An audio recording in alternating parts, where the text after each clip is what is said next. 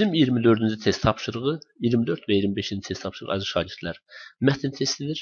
Bilirsiniz ki, son illərdə artıq qəbul testlərində abituriyentlər həm də mətn testi üzərində sınanır. Məhz buna görə də sizə bu iki sual mətn testi ilə bağlı verilir. Mətn testində qoyulan şeir nömrəsi Səməd Vurğunun şeiridir. Ürəkdir asır ki, sönməmiş odum, hücuma başlayır mənim söz ordum. Könüllər mülkündə min yuva qurdum, unutmaz aləmdə sevən sevəni, məhəbbət ilhama çağırır məni. Bizdən tələb olunur ki, şeirin hansı misrasında səhv yazılmış söz varsa onu tapın.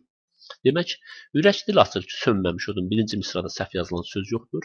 İkinci misrada hücuma başlayır mənim söz ordum. Artıq siz gördünüz ki, məhz səhv yazılan söz ikinci misradadır. Hücum yox, hücum olmalıdır. Yəni, sözün düzgün yazılışı hücum şəklindədir. Məhz ona görə də bizim elə səhv yazılan söz B variantıdır ikinci misra.